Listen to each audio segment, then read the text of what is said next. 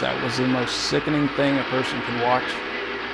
And anybody that was there probably has nightmares to this day. When that fire happened and 3 or 4 people was burned bad. We had to get down off of the wrecker in between turn 1 and 2 because of the heat. In 1974, something had happened with Merrick and the Hutchinson Fire Department, and there was no fire rescue there. And Jack told me this. He said that I knew when I was in the fire and I got up on top of the car to jump out.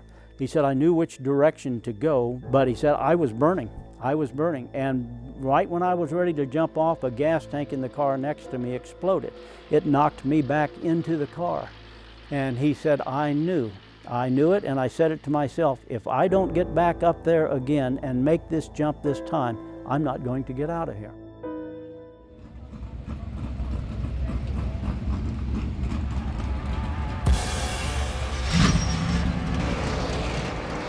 The Hutchinson Nationals has been a staple to that city for a long time.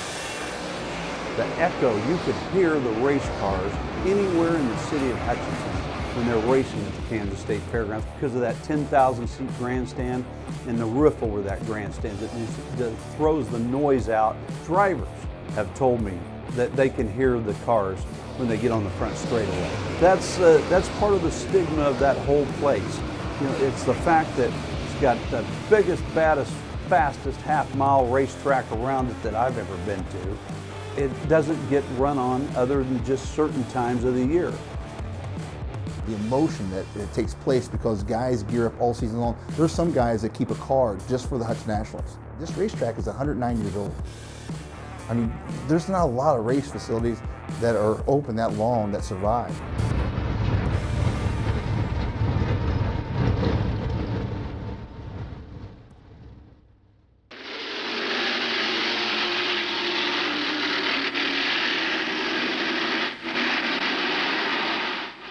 No place else around the Midwest has a concrete retaining wall around it. Nobody has 10,000 seat arena that you get to race in front of. So those things make it very unique. Just the opportunity of going so much faster on straightaways and things like that, and the uniqueness of getting to go somewhere and do something different. Kind of like for a lot of people to understand, it's more like the Indianapolis 500. I raced 46 years. My brother raced for 53 years, and probably 40 or so of those years I raced at the Nationals. It was the Daytona 500, the Indy 500, all bound together because you would have race cars coming in from all over. You would get to race against some of the people you only read about in Speed Sports and some of those magazines, and it was just tremendous to be able to pit your abilities, your crew, your equipment against them to see how you fared. Always loved it. Crowds were fantastic. It was a home run for Hutchinson. This is something that you don't know what's going to happen over there.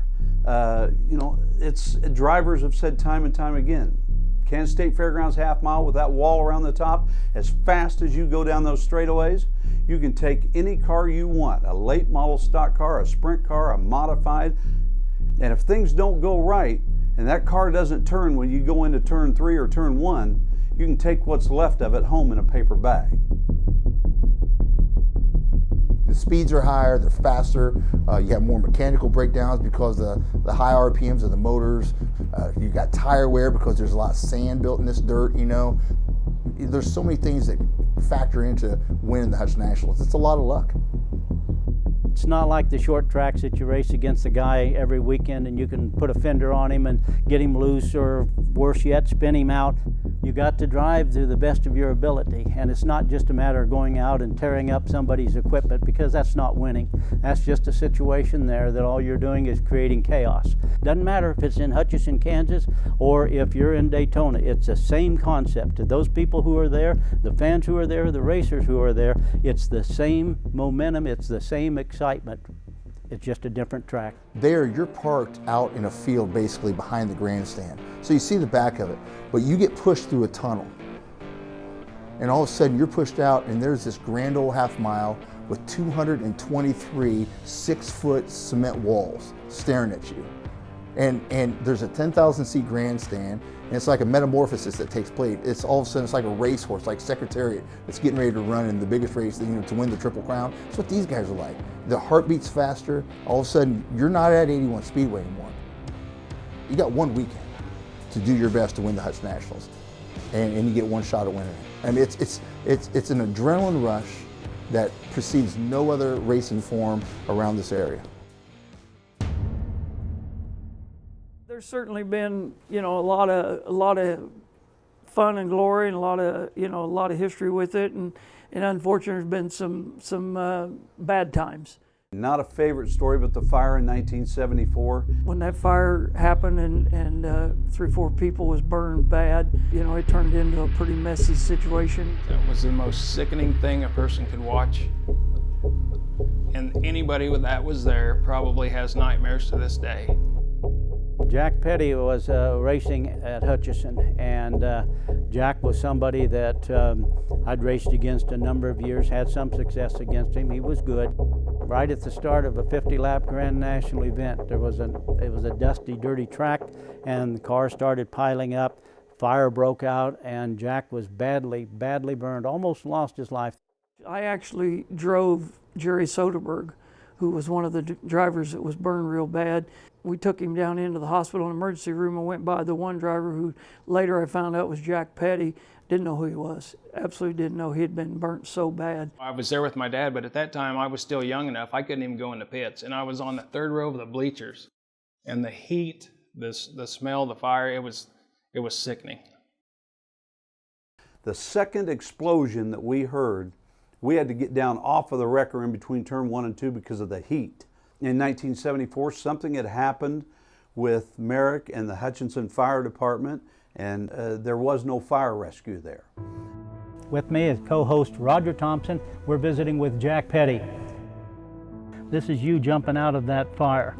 So the fire's happening, and it's got to be life-threatening. You knew it was life-threatening to you. Well, I knew I had to get out of there by myself because nobody could get in there. It was so hot. When I'm doing the leap for life, as they call it, from the top of my car, which you can't even see in that fire, and I landed in the little space right there at the edge of the fire, the only place I could have landed, and that was strictly luck.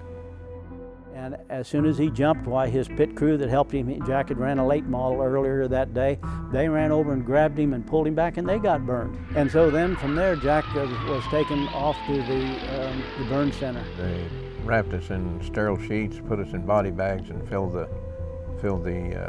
body bags with ice, and took us to the airport there in Hutchinson. At the same time we got there at the airport, Army helicopter from Fort Riley landed, a medical helicopter, and loaded us in that and flew us to Kansas City. That day, Jack was wearing combat boots. He didn't have any fire suit on, open-faced helmet. There was already the push going on, so, well, we want you to have in-car extinguishers, fuel cells, racing suits. And so we can't do all that. Racing suits like $200. We can't afford to spend that. And when that accident happened and that footage came out, and those people that we knew who were almost lost their lives, there wasn't a word said about the safety equipment. Everybody got the fire extinguishers, the fuel cells, the racing suits, and took that part serious, because up until then, it wasn't unusual. If I raced at Topeka, I'd be wearing a pair of shorts and a t-shirt and stuff like that. You didn't have full respect for it. I had a 20% chance of surviving, and the people up there, I've got nothing but good to say about them. They literally saved my life and a lot of other people's lives I saw saved up there. It took me quite a while to heal up, and several reconstructive surgeries. And I was able to go back racing for 3 more years and race just as successfully as I had before. There's always something good comes out of tragedies. The good thing is the next year there were more safety issues put into place. Fire suits were mandatory, fuel cells were mandatory, so I'm just glad to be here. That's something I'll never forget, because it was the most horrific thing I've ever seen in auto racing, and it just reminds you what kind of sport this is. It's as safe as it can be. It's being made safer all the time. Every time something happens, something good comes out of it for the sport in respect to how do we protect the lives of the drivers, the crew members, the fans, and everybody else. It was definitely a situation that brought a lot of the manufacturers to the forefront to say, we can do better than this, and they've done a lot better than this. Because we're talking about second, third, and fourth generation drivers, that this is all they know. They have normal jobs during the day, and then they gear up all week for their Friday or Saturday night, and the Nationals is no different. There's so many big races in here. We have the Air Capital Shootout here, they have the Kings Royal, they have the Knoxville Nationals, and I'm telling you, the Hutch Nationals is one of those races that goes in that same category. It's the Indy 500 and the Daytona 500 of this area of racing for dirt cars.